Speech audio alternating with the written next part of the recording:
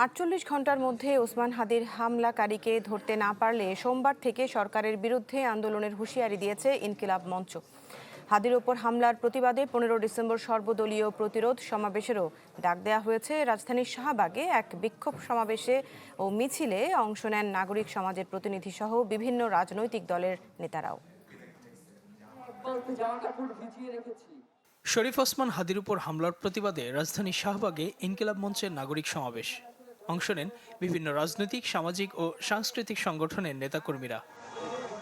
বক্তারা বলেন, হাদিকে গুলির ঘটনা পরিকল্পিত, জুলাই আন্দোলনে অগ্রণী ভূমিকা রাখায় এবং ভারতের বিরুদ্ধে কণ্ঠস্বর জোরালো করায় ওসমান হাদিকে টার্গেট করা হয়েছে।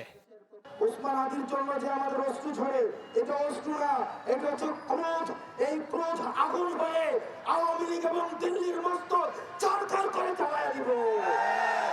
ফ্যাসিস্টের কোন ধরনের বাংলাদেশে কোনো স্পেস হবে না, সে যেই নামেই থাকুক না কেন।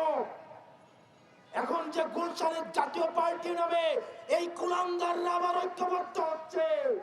ওসমান হাদি ভাইয়ের রক্তের শপথ, ওদেরকে বাংলাদেশে এক ইঞ্চিও জায়গা দেওয়া হবে না।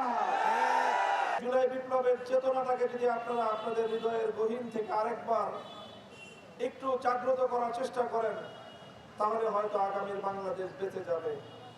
বাংলাদেশটা যদি বেঁচে যায়, ওসমান হাদিরা বেঁচে থাকবে।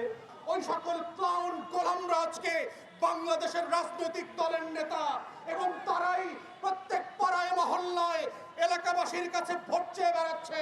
তারা আগামী সংসদটাকে কিভাবে আজাদির সাথে বেইমানি করে, গণ অভ্যুত্থানের সাথে বেইমানি করে বাংলাদেশকে আবার নতুন করে দিল্লির কাছে বেচে দেবে, সেই নাটক মঞ্চস্থ চলছে।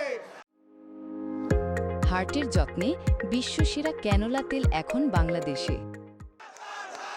নাগরিক সমাবেশে প্রধান অতিথির বক্তব্যে আমার দেশ সম্পাদক মাহমুদুর রহমান বলেন, ক্ষমতায় যেতে যারা দিল্লি ও আওয়ামী লীগের তোষণ করছে, তাদের জন্য আরো কঠিন পরিণতি অপেক্ষা করছে।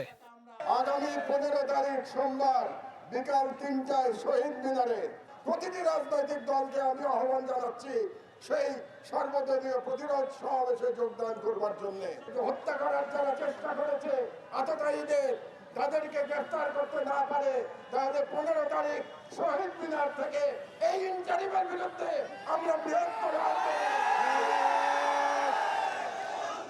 সমাবেশ শেষে হয় বিক্ষোভ মিছিল।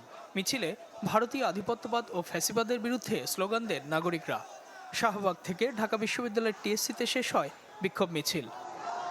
ইজাজ শৌমিক, চ্যানেল 24, ঢাকা।